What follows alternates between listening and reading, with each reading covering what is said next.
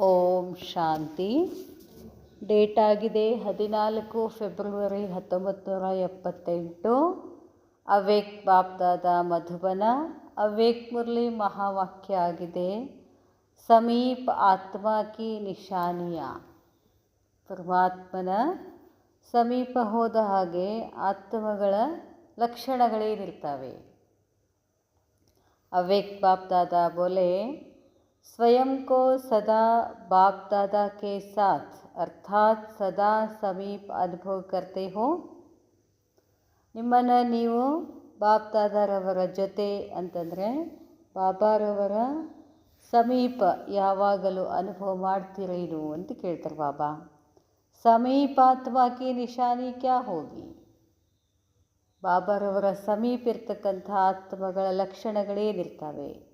जितना जो समीप होगा उतना स्थिति में, कर्तव्य में, गुणों में बाप समान अर्थात सदा संपन्न अर्थात दाता होगा. ಬಾಬಾ ಹೇಳ್ತಾರೆ, ಎಷ್ಟೆಷ್ಟು ನೀವು ಬಾಬಾರ ಸಮೀಪ ಹೋಗ್ತೀರೋ ಅಷ್ಟು ಸ್ಥಿತಿ ಶ್ರೇಷ್ಠ ಆಗುತ್ತೆ, ಕರ್ತವ್ಯ ಶ್ರೇಷ್ಠ ಆಗ್ತವೆ, ಗುಣಗಳು ಶ್ರೇಷ್ಠ. ಎಷ್ಟು ಶ್ರೇಷ್ಠ ಅಂತಂದರೆ ಬಾಪ್ ಸಮಾನ್ ಶ್ರೇಷ್ಠ ಆಗ್ತವೆ. ಅಂದರೆ ಯಾವಾಗಲೂ ಸಂಪನ್ನ ಇರ್ತಾರೆ. ಸಂಪನ್ನ ಅಂದರೆ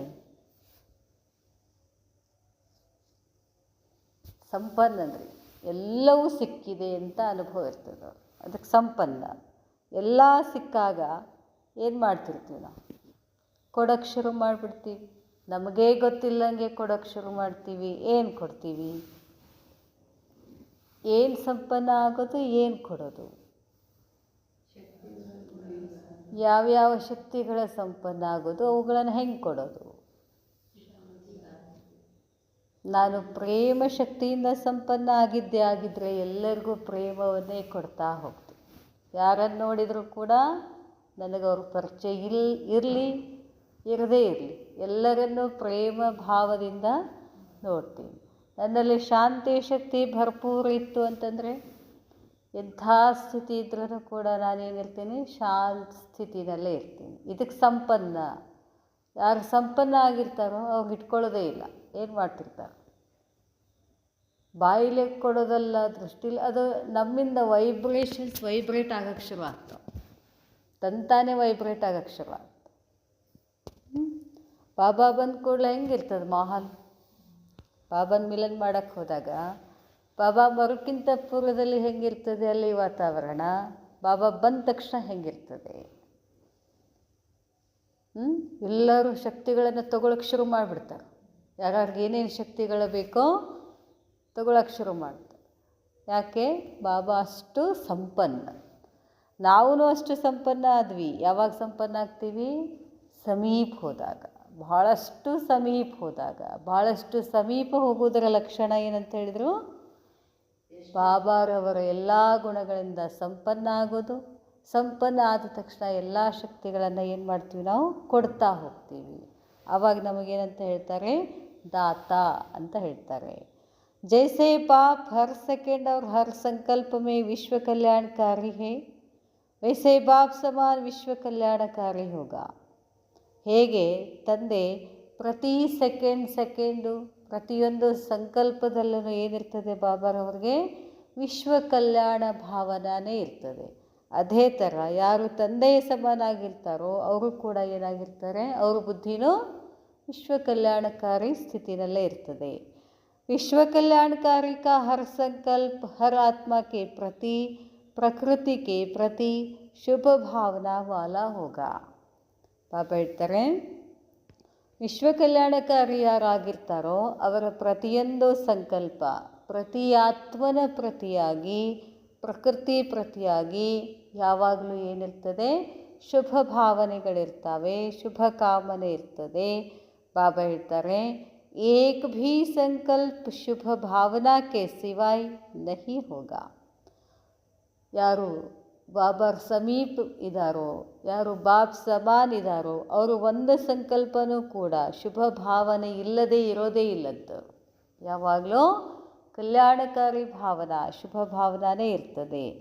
जैसे बीज फल से भरपूर होता है अर्थात सारे वृक्ष का सार बीज में भरा होता है हुआ होता है. ಹೇಗೆ ಬೀಜ ಫಲದಿಂದ ಭರ್ಪೂರಾಗಿರ್ತದಲ್ಲ, ಬೀಜದೊಳಗೆ ಏನಿರ್ತಾವೆ? ಬೀಜದಲ್ಲಿ ಒಂದು ದೊಡ್ಡ ವೃಕ್ಷನೇ ಅಡಗಿದೆ. ಪ್ರಕೃತಿ ಎಷ್ಟು ಸುಂದರ ಅಲ್ಲ. ಒಂದು ಬೀಜ ಬಿತ್ತಿದರೆ ಸಾಕು, ಏನಾಗ್ತದೆ? ದೊಡ್ಡ ಮರ ಆಗುತ್ತೆ, ವೃಕ್ಷ ಆಗುತ್ತೆ. ಬರೀ ವೃಕ್ಷ ಆಗಿ ಬಿಡೋದಿಲ್ಲ, ಮತ್ತೇನು ಸಿಗ್ತದೆ? ಮತ್ತು ಫಲ ಕೊಡ್ತದೆ. ಅದಕ್ಕೆ ಹೇಳ್ತಾರೆ ಬಾಬಾ, ಜೈಸೆ ಬೀಜ್ ಫಲ್ ಸೆ ಭರ್ಪೂರ್ ಹೋತಾ ಹೈ, ಹಾಗೆಯೇ ಇಡೀ ವೃಕ್ಷದ ಸಾರ ಎದರಲ್ಲಿ ತುಂಬಿದೆ? ಬೀಜದಲ್ಲಿ ತುಂಬಿಕೊಂಡಿದೆ. ಐಸೆ ಸಂಕಲ್ಪ ರೂಪಿ ಬೀಜ್. ನಮ್ಮ ಕೆಲಸ ಏನು? ಬೀಜ ಬಿತ್ತೋದು. ಬೀಜ ಬಿತ್ತೋದೇ. ಹರಗಬೇಕು. ಮೊದಲು ಹರಗಿ ಆಮೇಲೆ ಬೀಜ. ಹರಗೋದು ಅಂದರೆ ಏನು? ಹದ ಮಾಡೋದು. ಅಂದರೆ ಆತ್ಮನನ್ನು ತಯಾರು ಮಾಡಬೇಕು. ಒಮ್ಮೆ ಹೋಗಿ ಬೀಜ ಬಿತ್ತಂಗಿಲ್ಲ. ಈಗ ನಾವು ಯಾವ ಆತ್ಮನ ಸೇವೆ ಮಾಡೋಕ್ಕೆ ಹೋಗಬೇಕು ಅಂತಿರ್ತೀವೋ, ಇಲ್ಲೇ ಕೂತ್ಕೊಂಡು ಆ ಆತ್ಮನನ್ನು ತಯಾರು ಮಾಡಬೇಕು. ಆಮೇಲೆ ಹೋಗಿ ಅದರಲ್ಲಿ ಏನು ಮಾಡಬೇಕು? ಬೀಜ ಬಿತ್ತಬೇಕು.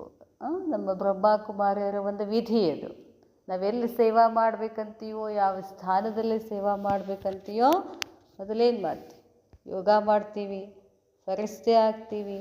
ಆ ಸ್ಥಾನದಲ್ಲಿ ಹೋಗಿ ಆ ಸ್ಥಾನಕ್ಕೆ ಶಕ್ತಿ ಕೊಡ್ತೀವಿ. ಆಮೇಲೆ ಹೋಗಿ ಎಲ್ಲ ಏನು ಮಾಡ್ತೀವಿ? ಹೋಗಿ ಜ್ಞಾನ ಹೇಳ್ತೀವಿ, ಅಂದರೆ ಬೀಜ ಬಿತ್ತೀವಿ. ಅದಕ್ಕೆ ಹೇಳ್ತಾರೆ ಬಾಬಾ, ನಮ್ಮ ಪ್ರತಿಯೊಂದು ಸಂಕಲ್ಪನೆ ಏನಿರಬೇಕಂತೆ? ಬೀಜ ಆಗಿರಬೇಕು. ಈ ಸಂಕಲ್ಪ ಬೀಜ, ಸಂಕಲ್ಪ ರೂಪಿ ಬೀಜ ಮೇ ಕ್ಯಾ ರಹನಾ, ಏನಿರಬೇಕು?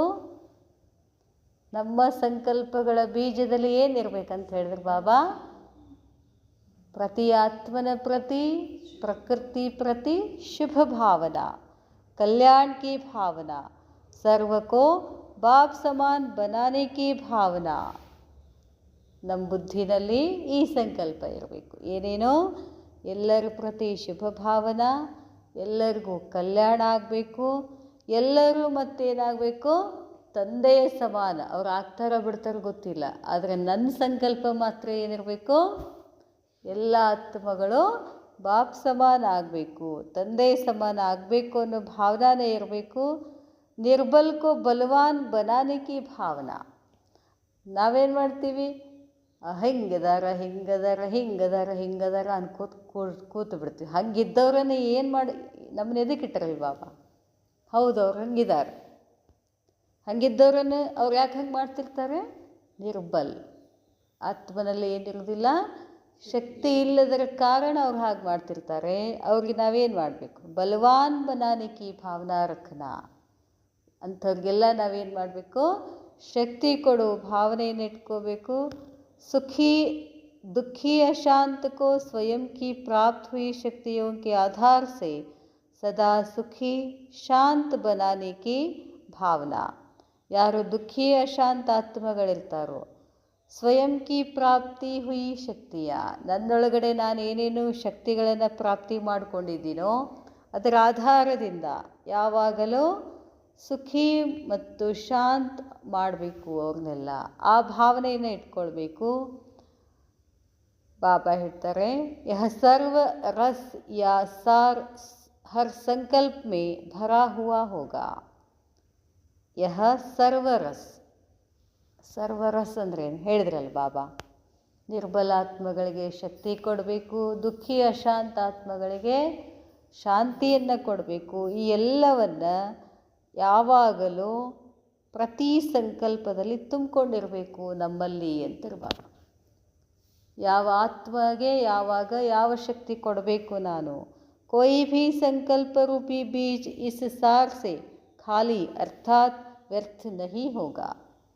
ಯಾವುದೇ ಒಂದು ಸಂಕಲ್ಪ ರೂಪಿ ಬೀಜ ಈ ಸಾರದಿಂದ ಖಾಲಿ ಅಥವಾ ವ್ಯರ್ಥ ಆಗಬಾರ್ದು ಅಂತ ಹೇಳ್ತಾರೆ ಬಾಬಾ. ಕಲ್ಯಾಣ ಕಿ ಭಾವನಾ ಸೆ ಸಮರ್ಥ ಹೋಗ. ಏನಾಗುತ್ತೆ ಹಿಂಗಿದ್ರೆ? ಯಾರು ದುಃಖದಿಂದ ಸುಖಿ ಆಗ್ತಾರೋ, ಅಶಾಂತದಿಂದ ಶಾಂತಿ ಆಗ್ತಾರೋ, ಅವರು ಶ್ರೇಷ್ಠ ಆಗ್ತಾರೋ ಬಿಡ್ತಾರೋ ಅವರವರ ಪಾತ್ರಕ್ಕನುಸಾರವಾಗಿ ಅವರು ಮಾಡ್ತಾರೆ. ಆದರೆ ನಂದು ಕರ್ತವ್ಯ ಏನಾಗಿದೆ? कल्याण की भावना, शुभ कामना, निर्बल को बल देना, दुखी को ಸುಖ ದೇನಾ, ಅಶಾಂತಿ ಕೋ ಶಾಂತಿ ದೇನಾ. ಈ ಥರ ಮಾಡ್ತಾ ಹೋದರೆ, ಈ ಥರ ಕಲ್ಯಾಣ ಭಾವನ ನಾವು ಇಟ್ಕೊಂಡು ಹೋಗಿದ್ದೆ ಆದರೆ ನಾನು ಸಮರ್ಥ ಆಗ್ತೀನಿ. ಇದು ಇಂಪಾರ್ಟೆಂಟ್. ನಾನೇನಾಗ್ತಾ ಹೋಗ್ತೀನಿ? समर्थ ಆಗ್ತಾ ಹೋಗ್ತೀನಿ. जैसे स्थूल साज आत्माओं को अल्पकाल के लिए उल्लास में लाते हैं. ಒಂದು ಹಾಡು, ಒಂದು ಸಂಗೀತ ಹಾಡಾಡ್ತೀವಲ್ಲ, ಸುಮ್ಮನೆ ಕೂತಿರ್ತೀವಿ, ಹಾಡು ಹಾಕ್ಕೊಂಡು ಯೋಗ ಯಾಕೆ ಮಾಡ್ತೀವಿ ನಾವು? ಒಂಥರ ಉತ್ಸಾಹ ಬರ್ತದೆ ಹಾಡು ಕೇಳೋದ್ರಿಂದ. ಒಂದು ಸ್ಥೂಲ ಸಂಗೀತ ಆತ್ಮಗಳನ್ನು ಅಲ್ಪಕಾಲಕ್ಕೆ ಏನು ಮಾಡ್ತದೆ? ಉಲ್ಲಾಸವನ್ನು ಕೊಡ್ತದೆ. ನಾಚಾತೆ ಹುए भी सबके पाँव नाचने लगते हैं. ನಮ್ಮ ಕಾಲುಗಳು ತಂತಾನೆ ಏನು ಮಾಡೋಕ್ಕೆ ಶುರು ಮಾಡ್ತಾವೆ? ಡ್ಯಾನ್ಸ್ ಮಾಡೋಕ್ಕೆ ಶುರು ಮಾಡ್ತವೆ ಸಂಗೀತ ಕೇಳೋದ್ರಿಂದ. ಮನ್ ನಾಚನೆ ಲಗ್ತಾ ಹೈ, ಮನಸ್ಸು ಕೂಡ ಖುಷಿಯಾಗಿ ಒಳಗಡೆ ಡ್ಯಾನ್ಸ್ ಮಾಡ್ತದೆ. ವೈಸೆ ವಿಶ್ವ ಕಲ್ಯಾಣಕಾರಿ ಕಾ ಹರ್ ಬೋಲ್ रूहानी साज के समान उत्साह और उमंग दिलाता है. ಹೇಗೆ ಸ್ಥೂಲ ಸಂಗೀತ ಉತ್ಸಾಹ ಕೊಡ್ತದೋ ಹಾಗೆಯೇ ನೀವು ಏನು ವಿಶ್ವ ಕಲ್ಯಾಣಕಾರಿಯ ಮಾತುಗಳನ್ನು ಆಡ್ತೀರೋ, ವಿಶ್ವ ಕಲ್ಯಾಣಕಾರಿಯ ಸ್ವಭಾವವನ್ನು ಇಟ್ಕೊಳ್ತೀರೋ, ಆ ವಿಶ್ವ ಕಲ್ಯಾಣಕಾರಿ ಮಾತೂ ಕೂಡ ಒಂದು ರುಹಾನಿ ಸಂಗೀತ ಸಮಾನ ಆಗ್ತದೆ ಅಂತಾರೆ ಬಾಬಾ. ಆ ರುಹಾನಿ ಸಂಗೀತದಿಂದ ಆತ್ಮಗಳಲ್ಲಿ ಏನು ಬರ್ತದೆ? ಉಮ್ಮಂಗ್ ಉತ್ಸಾಹ ಬರೋಕ್ಕೆ ಶುರು ಆಗ್ತದೆ. ಅದಕ್ಕೆ ಹೇಳ್ತಾರೆ ಬಾಬಾ, उदास आत्मा बाप से मिलन मनाने का अनुभव करती और खुशी में नाचने लग पड़ती. ಯಾರು ಉದಾಸ ಆತ್ಮಗಳಾಗಿರ್ತಾರೋ, ಉದಾಸ ಆತ್ಮ ಬಾಪ್ ಸೆ ಮಿಲನ್ ಮನಾನೆ ಕಾ ಅನುಭವ ಕರ್ತಿ ಹೇ, ತಂದೆಯ ಮಿಲನ ಮಾಡ್ತಕ್ಕಂಥ ಅನುಭವ ಮಾಡ್ತದೋ, ಖುಷಿನಲ್ಲಿ ಏನು ಮಾಡೋಕ್ಕೆ ಶುರು ಮಾಡ್ತಾರೆ?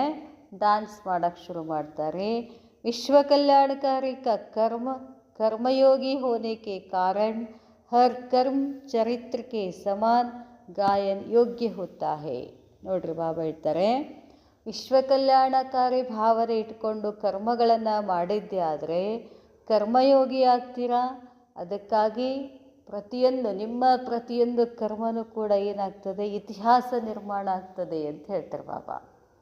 ನಾವು ಮಾಡಿದಂಥ ಕರ್ಮಗಳದ ಮೇಲೇ ಭಕ್ತರು ಏನು ಮಾಡ್ತಿರ್ತಾರೆ? ಗಾಯನ ಮಾಡ್ತಾರೆ. ಗಾಯನ ಅಂದರೆ ಏನದು? ಇತಿಹಾಸನೇ. ಅದಕ್ಕೆ ಹೇಳ್ತಾರೆ ಬಾಬಾ, ನೀವು ಆ ಗಾಯನಕ್ಕೆ ಯೋಗ್ಯರಾಗ್ತೀರಾ. ಹರ್ ಕರ್ಮ ಕಿ ಮಹಿಮಾ ಕೀರ್ತನ ಕರ್ನೆ ಯೋಗ್ಯ ಹೋತಿ. ಕೀರ್ತನೆಗಳನ್ನು ಹಾಡ್ತಾರಲ್ಲ, ಯಾರು ಕೀರ್ತನೆಗಳನ್ನು ಹಾಡ್ತಾರೆ? ಕೃಷ್ಣನ ಕೀರ್ತನೆಗಳನ್ನು ಹಾಡ್ತಾರೆ ಅವರೆಲ್ಲ ಹೊರಗಡೆ ಸ್ಥೂಲದಲ್ಲಿ. ಯಾಕೆ ಹಾಡ್ತಾರೆ?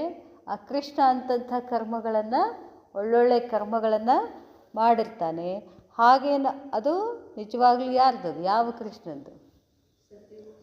ಸತ್ಯುಗ ಕೃಷ್ಣನ ಕೀರ್ತನೆ ಮಾಡ್ತಾರೆ. ಅವ್ರಿಗೆ ಗೊತ್ತಿರೋದಿಲ್ಲ.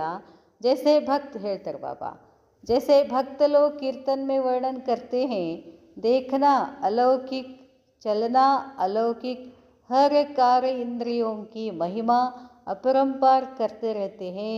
ऐसे हर कर्म महान अर्थात महिमा योग्य होता है. ನಾವು ಇಲ್ಲಿ ಸಂಗಮ ಯುಗದಲ್ಲಿ ಪ್ರತಿಯೊಂದು ಕರ್ಮಗಳಿಂದ ಏನು ಮಾಡಿರ್ತೀವಿ? ನಾವು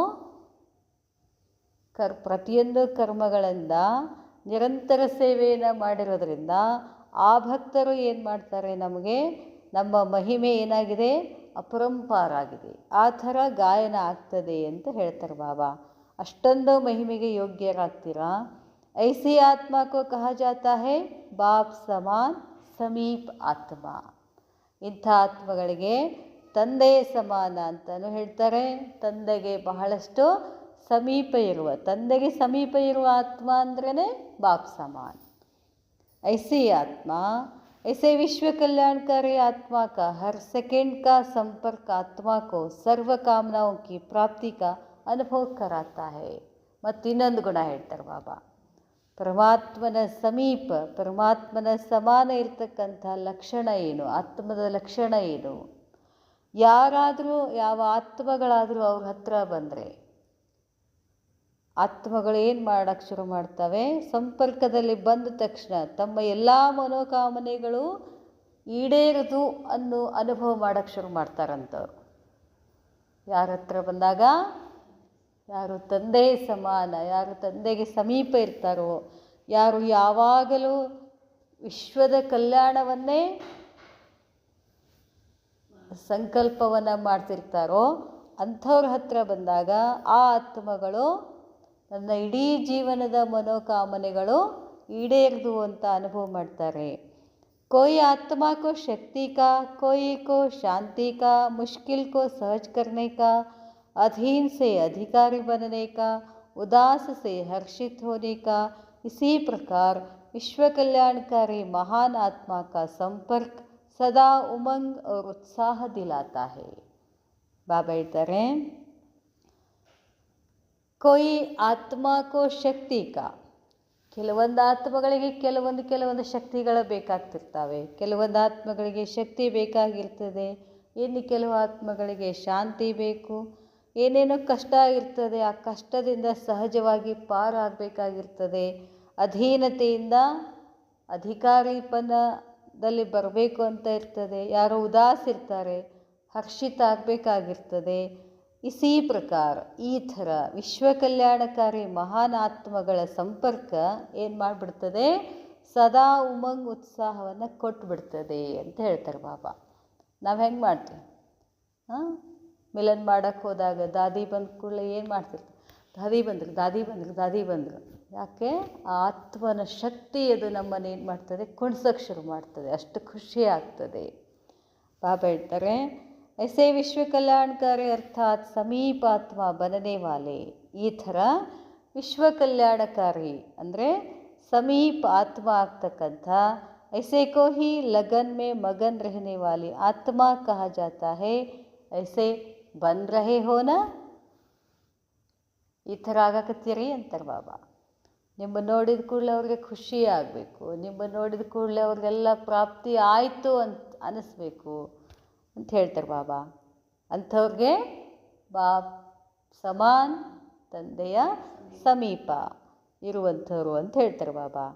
ಲಕ್ಕಿ ತೋ ಸಭಿ ಹೋ, ಎಲ್ಲರೂ ನೀವು ಲಕ್ಕಿ ಆಗಿದ್ದೀರಾ. ಜೋ ಬಾಪ್ನೇ ಅಪ್ನಾ ಬನಾ ದಿಯಾ, ಬಾಬಾ ನಾವು ಮಕ್ಕಳನ್ನು ಏನು ಮಾಡಿದ್ದಾರೆ, ತಮ್ಮನ್ನು ಮಾಡ್ಕೊಂಡಿದ್ದಾರೆ.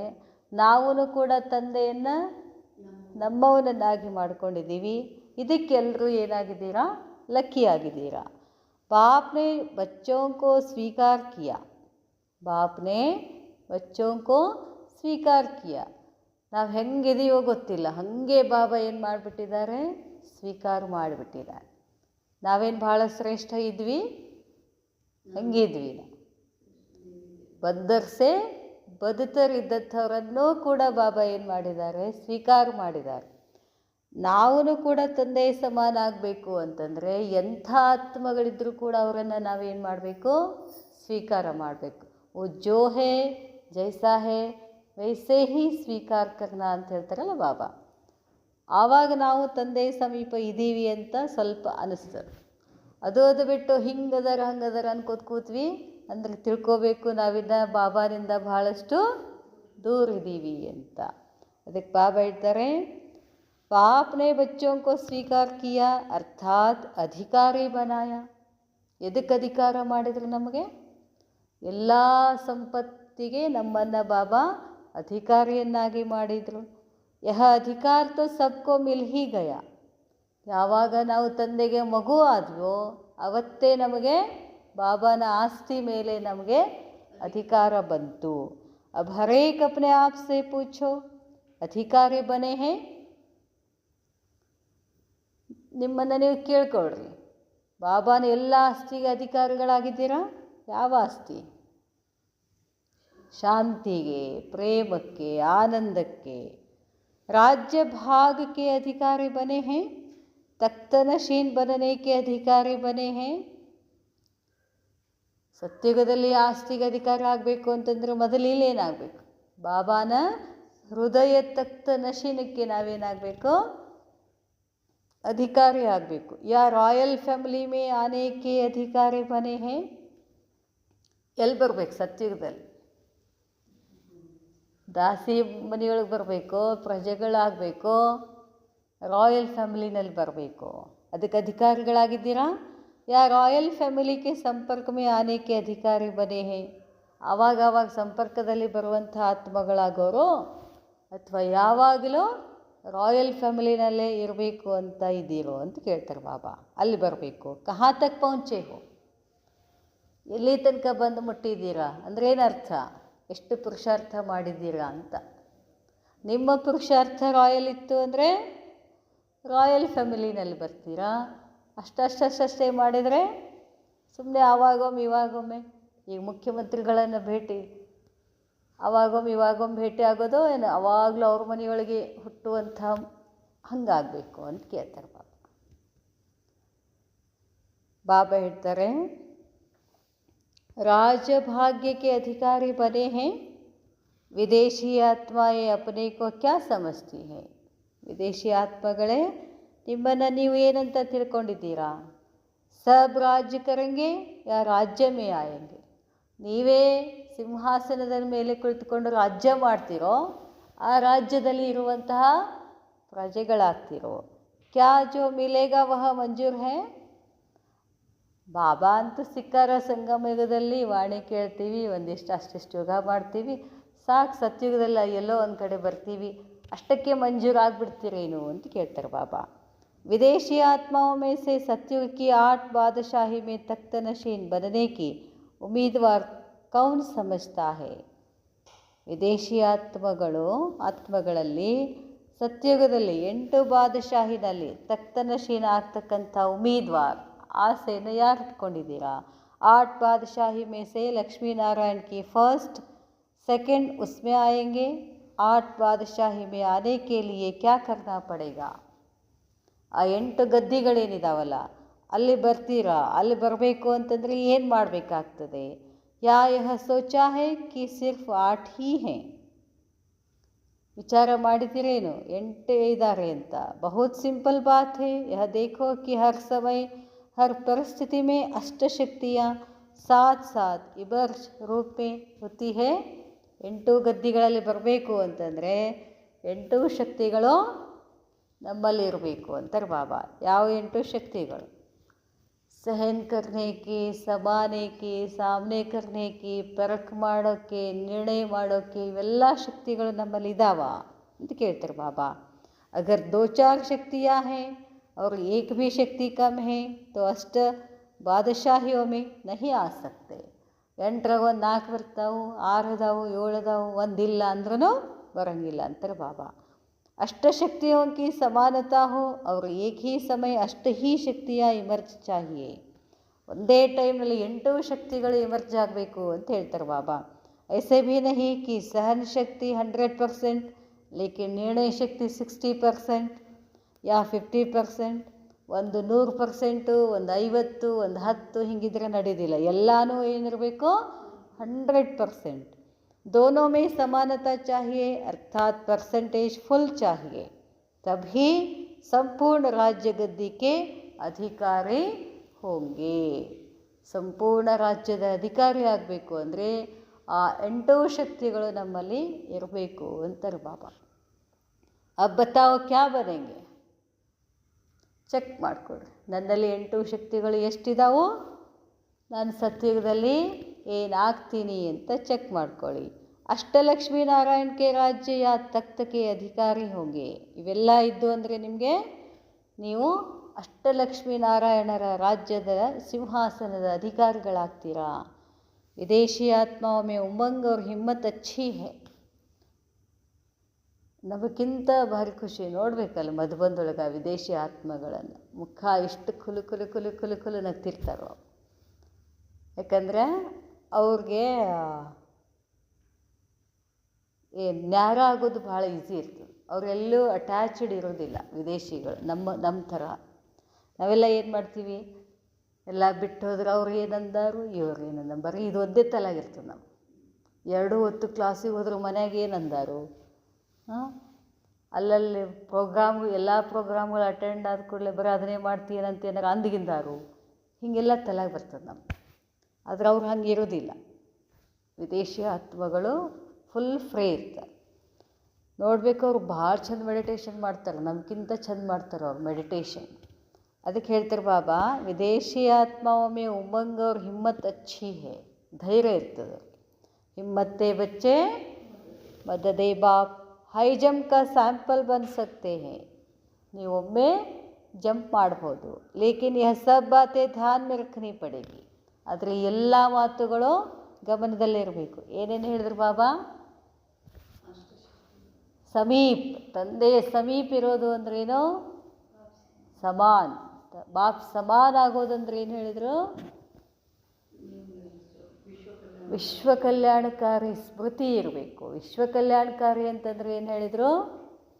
ಪ್ರತಿ ಆತ್ಮನ ಪ್ರತಿ, ಪ್ರಕೃತಿ ಪ್ರತಿ ನಮಗೇನಿರಬೇಕು? ಶುಭ ಭಾವನಾ ಇರಬೇಕು ಅಂತ ಹೇಳಿದರು ಬಾಬಾ. ಆ ಶುಭ ಭಾವನೆ ಇರೋದ್ರಿಂದ ನಾವೇನಾಗ್ಬಿಡ್ತೀವಿ? ಸಮರ್ಥ ಆಗಿಬಿಡ್ತೀವಿ. ಬಾಬಾ ಹೇಳ್ತಾರೆ, ಲೇಕಿನ್ ಯಹ ಸಬ್ ಬಾತೆ ಧ್ಯಾನ್ ಮೇ ರಖನಿ ಪಡೇಗಿ. विशेष आत्माएं हो तब तो बाप दादा भी जानते हैं, रेस में नंबर 1 दौड़ लगाने वाले, ऐसे उमंग उत्साह वाले, दूर रहते भी समीप अनुभव करने वाले. ಬಾಬಾ ಹೇಳ್ತಾರೆ, ವಿಶೇಷ ಆತ್ಮಗಳಿದ್ದೀರಾ, ಅದಕ್ಕೆ ಬಾಪ್ ದಾದಾ ಗೊತ್ತಿದೆ ನೀವೆಲ್ಲ ಏನಿದ್ದೀರಾ? ವಿಶೇಷ ಆತ್ಮಗಳಿದ್ದೀರಾ. ರೇಸ್ನಲ್ಲಿ ನಂಬರ್ 1 ಬರಬೇಕು ಅಂತ ಏನು ಮಾಡ್ತಾಯಿದ್ದೀರಾ? ಓಡ್ತಾ ಇದ್ದೀರಾ. ರೇಸ್ ಇದೆ, ಉತ್ಸಾಹ ಇದೆ, दूर इद्ರೂ ಕೂಡ समीप अनुभव ಮಾಡ್ತೀರಾ. ऐसे आत्माएं भी जरूर हैं. अब स्टेज पर प्रैक्टिकल में अपना पार्ट बजाओ. ಯಾವ ಸ್ಟೇಜ್? ನಾವು ಎಲ್ಲಿರ್ತೀವೋ ಅದೇ ನಮ್ಮ ಸ್ಟೇಜ್. ನಾವು ಯಾವ ಸ್ಥಾನದಲ್ಲಿ ನಿಲ್ತೀವೋ ಅದೇ ನಮ್ಮ ಸ್ಟೇಜ್. ಸ್ಟೇಜ್ ಅಂದರೆ ಯಾವ ಸ್ಟೇಜ್? ನಮ್ಮ ಸ್ಥಿತಿ. ಇಲ್ಲಿ ಸ್ಟೇಜ್. ಬಾಬಾ ಹೇಳೋ ಸ್ಟೇಜ್ ಯಾವುದು? ನಮ್ಮ ಸ್ಥಿತಿ. ಎಲ್ಲ ಸ್ಥಿತಿಯಿಂದ ಏನು ಮಾಡಿ? ನಿಮ್ಮ ಪಾತ್ರವನ್ನು ಮಾಡ್ತಾ ಹೋಗಿ. पुरुषार्थ को आगे बढ़ाना है और फर्स्ट नंबर की विशेषता क्या है? ಪುರುಷಾರ್ಥದಲ್ಲಿ ನಾವೇನು ಮಾಡಬೇಕು? ಮುಂದೆ ಮುಂದೆ ಹೋಗಬೇಕು. ನಂಬರ್ 1 ವಿಶೇಷತಾ ಏನಾಗಿದೆ? उसी प्रमाण अपना पुरुषार्थ करना है.